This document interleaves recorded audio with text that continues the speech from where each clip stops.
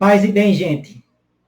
Eu sou o reverendo Eduardo Henrique, da Igreja Episcopal Anglicana do Brasil, aqui na Diocese Anglicana do Recife. Hoje é domingo, não é? E hoje vamos meditar mais uma vez em torno das leituras do lecionário, as leituras do Evangelho.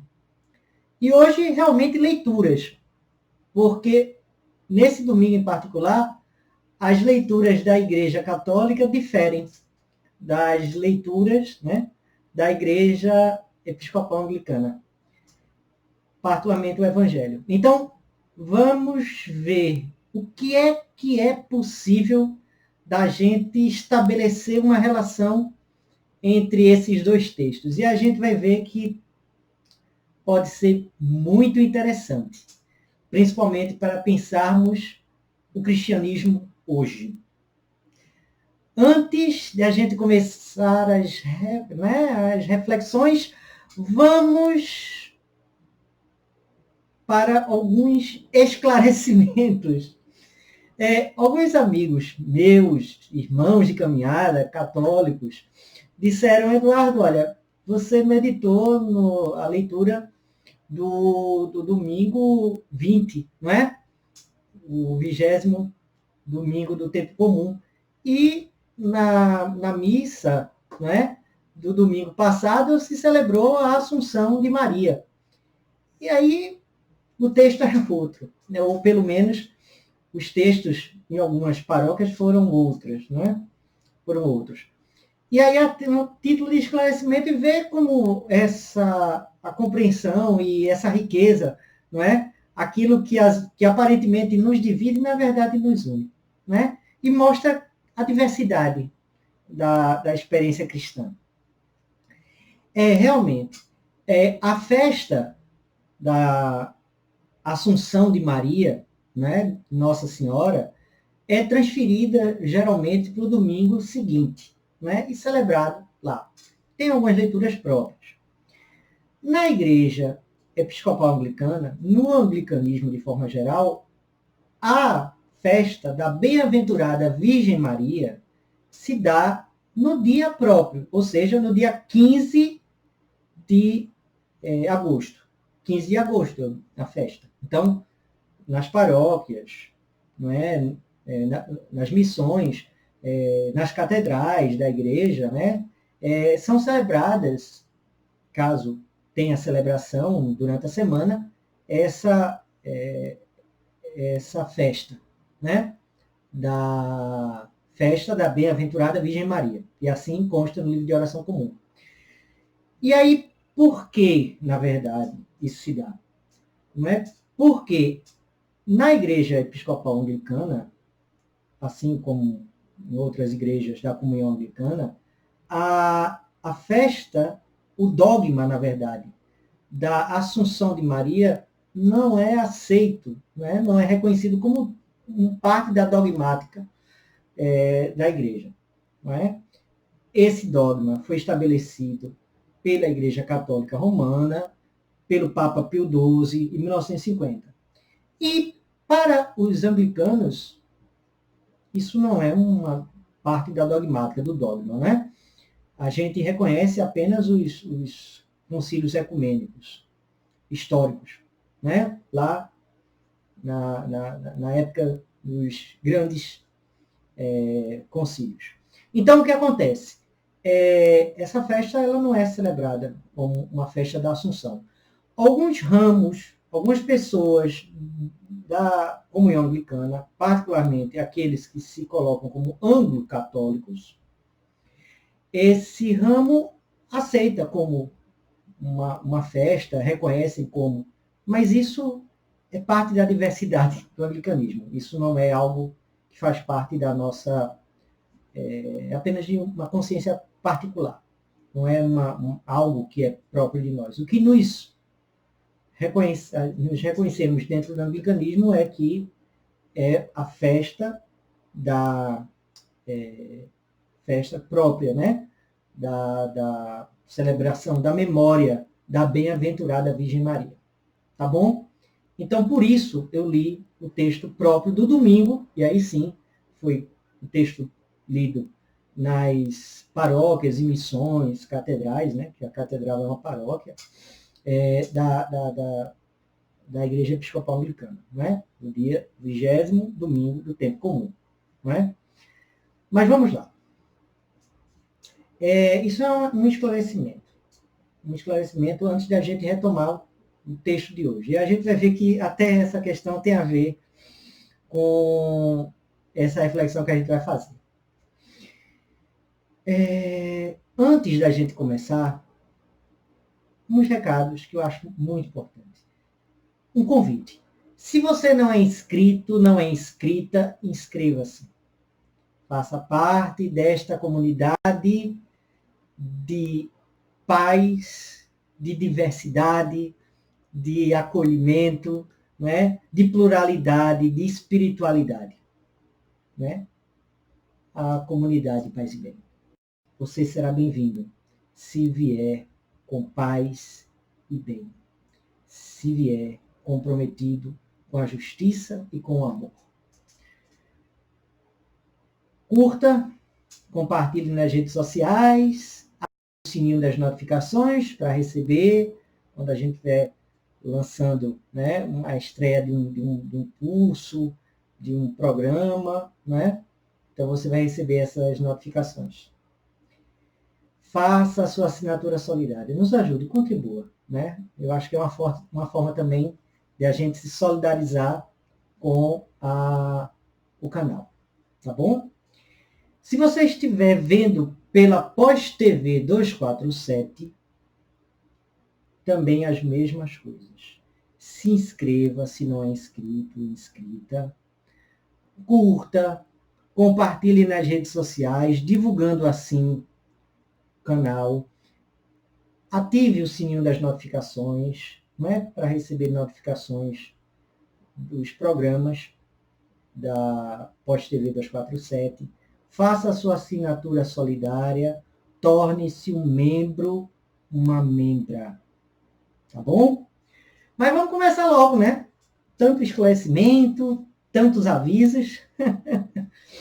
Vamos para os textos, literalmente, de hoje. Na Igreja Católica, o texto é Lucas 13, 22 a 30. É o conhecido texto da porta estreita, né? E a gente vai ver esse sentido dessa porta estreita. E na Igreja Episcopal Anglicana, Lucas 13, 10 a 17, que é a cura da mulher encurvada no dia de sábado. Então, vamos fazer o seguinte. Eu vou ler os dois textos.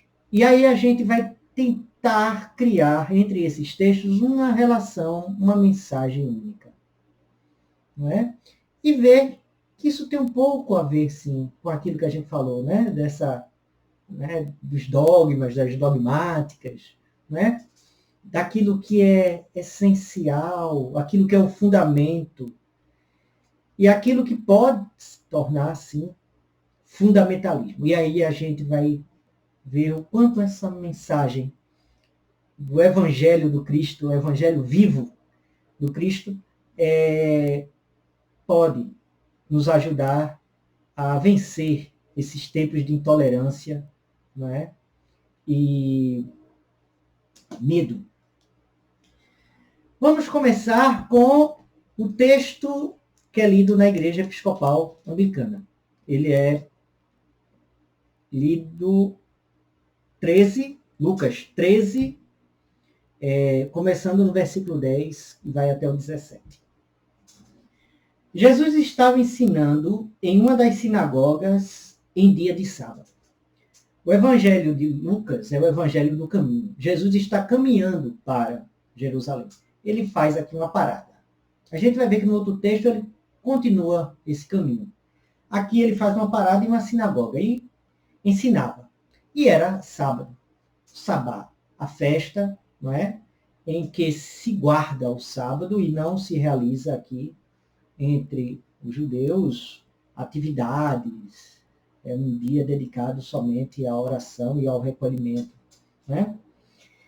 E eis que estava ali uma mulher possuída há 18 anos por um espírito que a mantinha doente.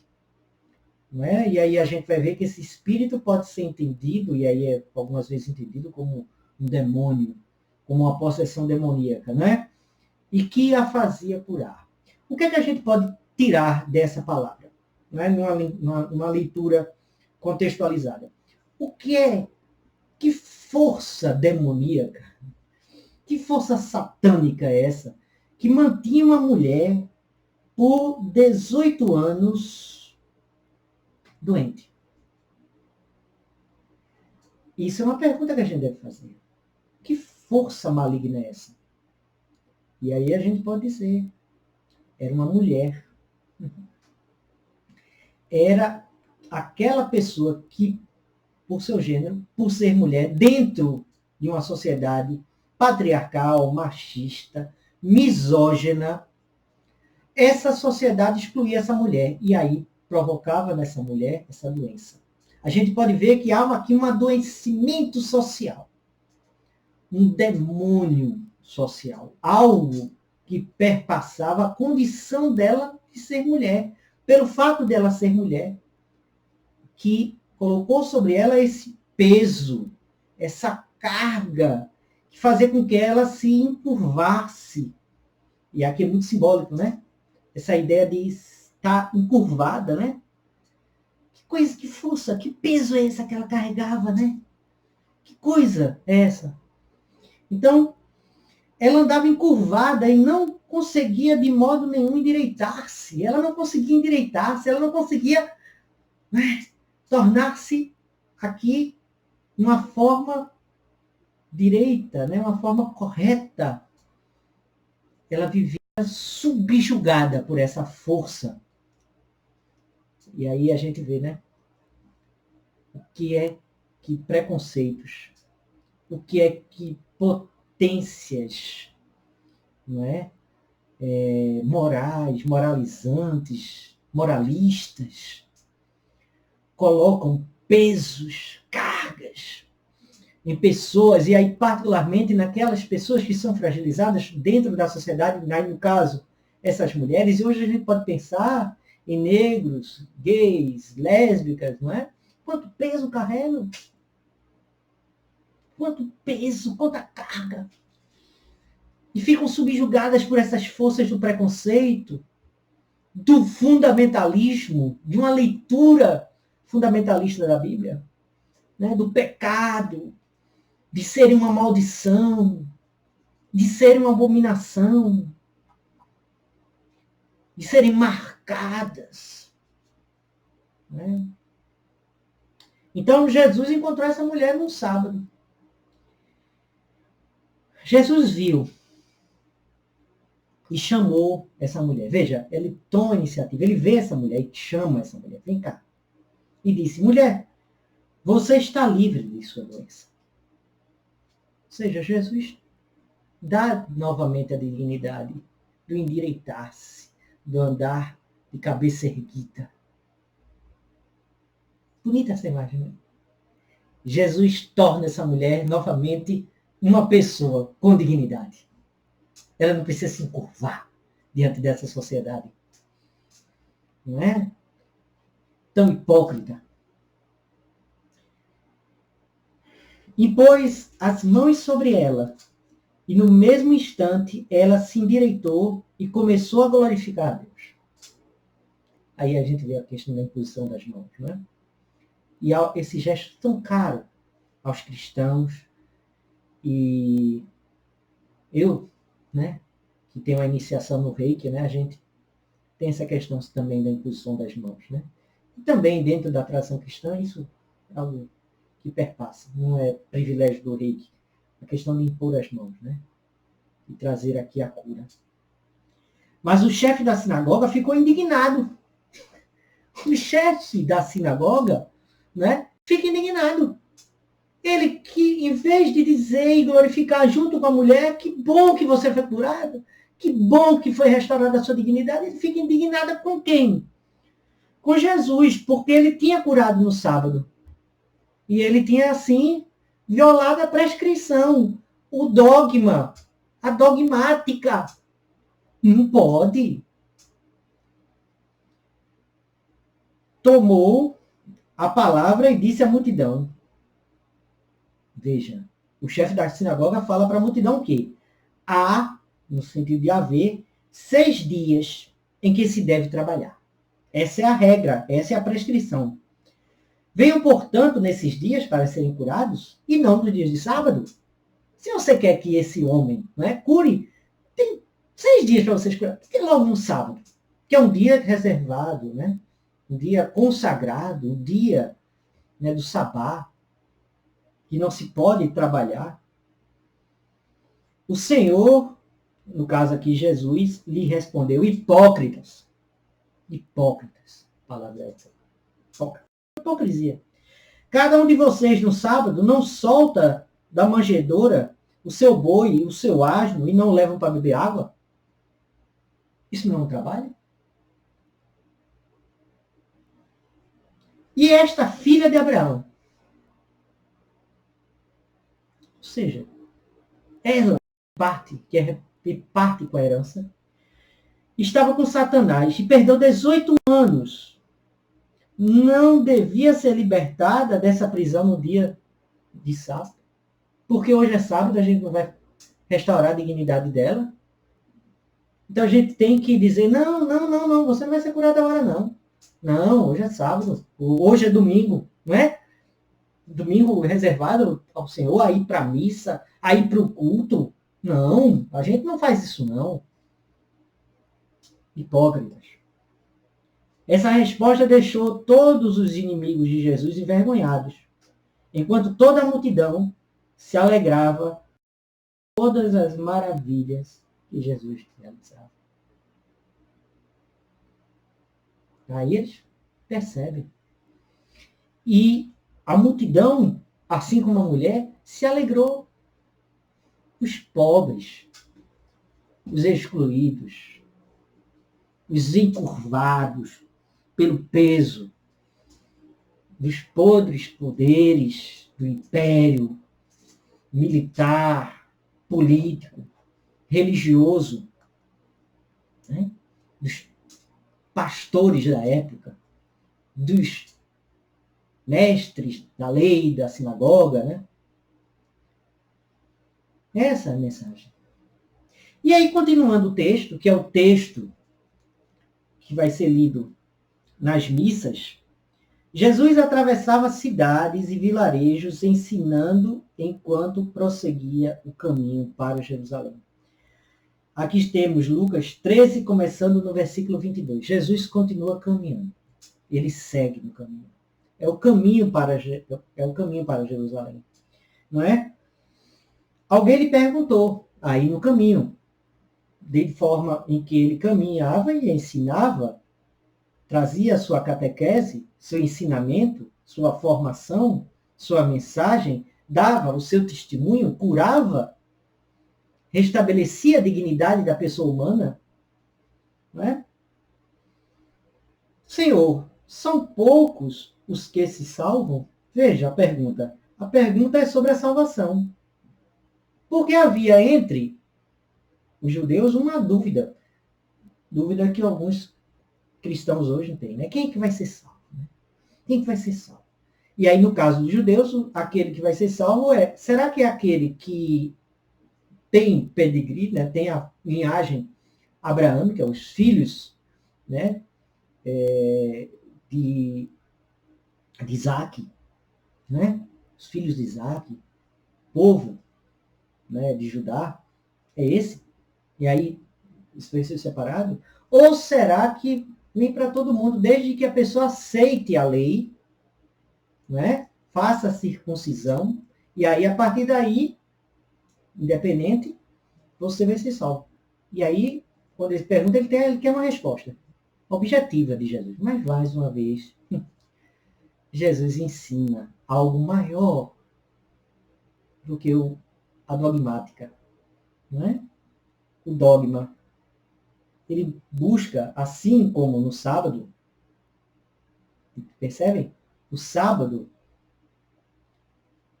qual é o fundamento de existir o sábado? Qual o fundamento de toda a caminhada, da vida mesma?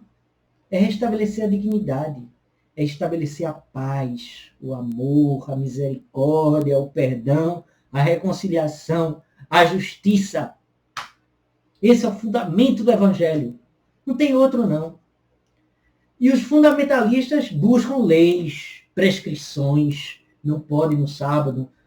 Quem é que vai estabelecer a salvação? Qual o critério para a salvação?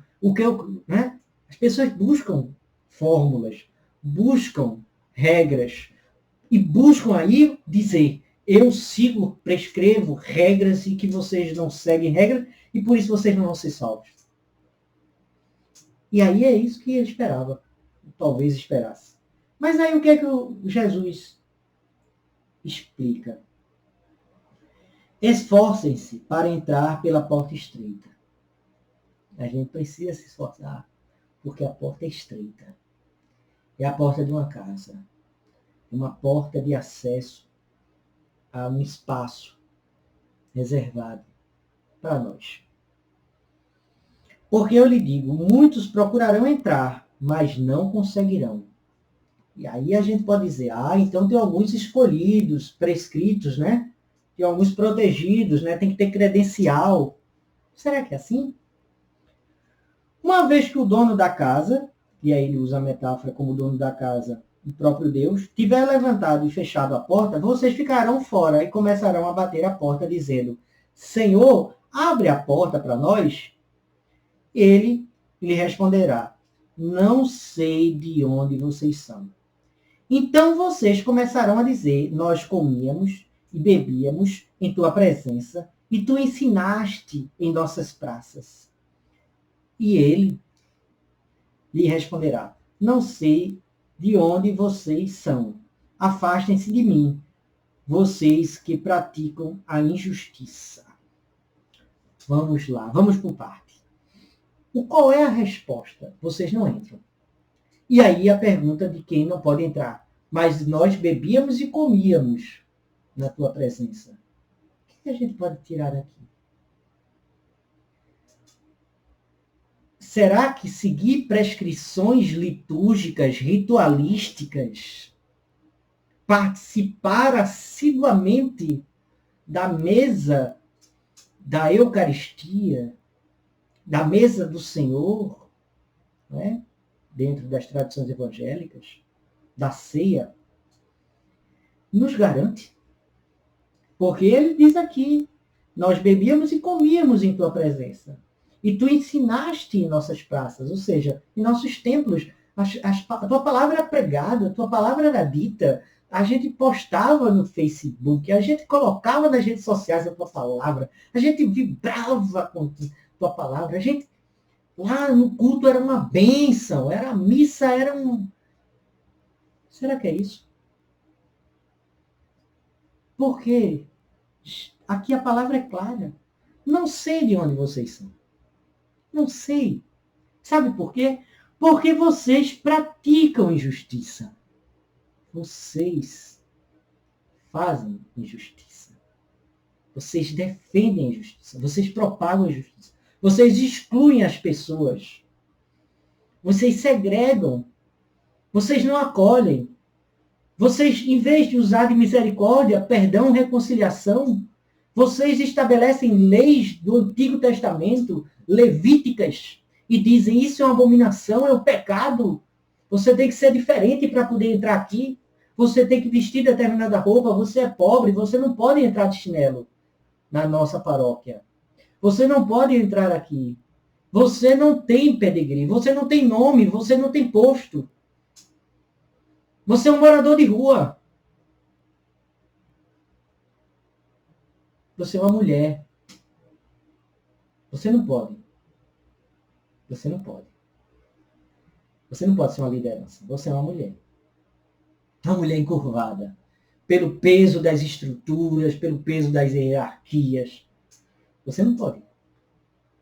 Não, isso não está. O seu limite é até aqui.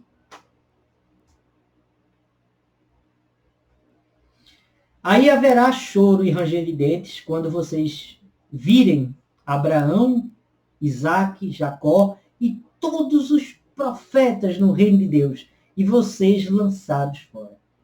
Dura, não? Mas aqui o que ele quer acentuar é exatamente isso. Acentuar que a injustiça praticada, a injustiça, gera mais injustiça. Porque, na verdade, é exatamente perceber que quando a gente exclui, a gente se exclui. Quando a gente advoga que bandido bom é bandido morto, a gente se mata. Quando a gente advoga o ódio contra o outro, a gente, na verdade, quando a gente acha que um preso político mantido injustamente tem que morrer, então, na verdade, a gente se condena à morte em vida.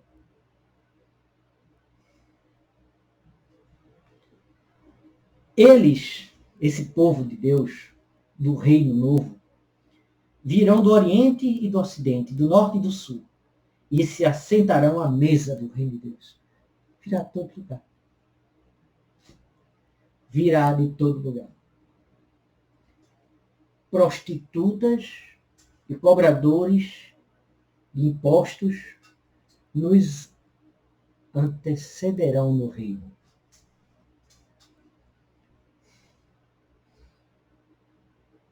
Por quê? Porque sendo prostitutas e cobradores de impostos, porque eles, diferentes de pessoas engravatadas e de homens e mulheres, no caso da igreja anglicana, vestidos de alvas e longos, né? Não ia dizer filatélicos, mas de longas estolas nos altares. Se você vive pregando ódio, pregando desamor, pregando a falta de compaixão e misericórdia, perdão, você usando de injustiça contra irmãos e irmãs, você pregando isso, não acolhendo, não reconhecendo a dignidade dessa pessoa, tantas vezes encurvada pelo peso das hierarquias e dos poderes malditos deste mundo, você. E virá gente de todo mundo, do norte e do sul, que praticam o amor e a misericórdia. E sentarão na mesa do Senhor.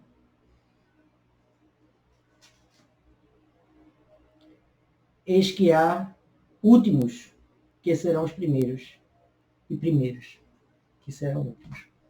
Não é porque a gente, né, senta nas primeiras cadeiras dos nossos templos, nos bancos desconfortáveis de nossos templos, que a gente vai ter garantia. Aquele que está lá, no degrau das nossas igrejas e templos, fora, é o bêbado, é o drogado, né? É o prostituído, enfim, esse povo está lá fora. Nos antecederão. Os pobres, os moradores de rua.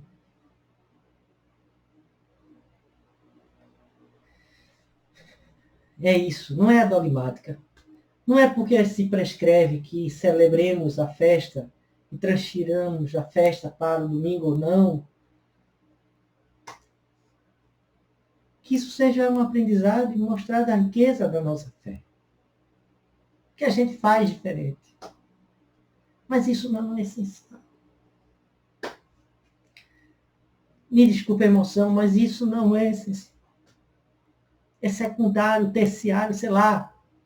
É a última das coisas. O zelo litúrgico, o serviço ao Senhor, como a palavra mesmo diz, na sua etimologia, o serviço público a Deus é a misericórdia, o amor, a justiça, e não o ódio e a violência.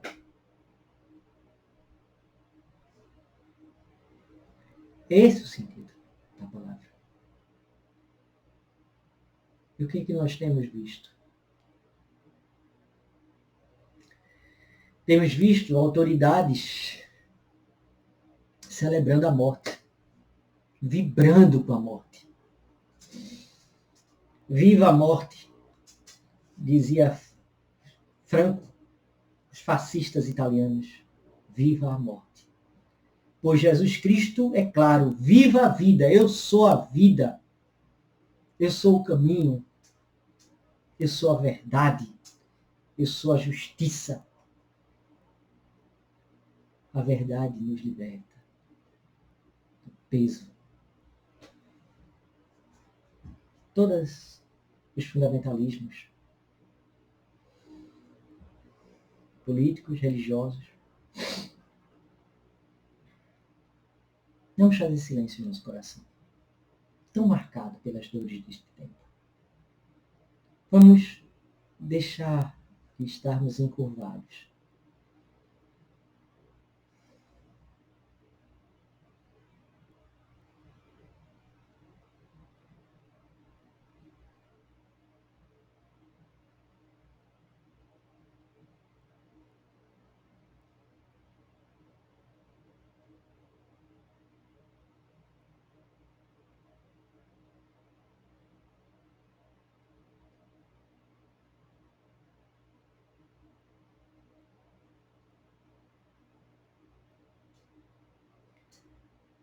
Paz e bem, gente.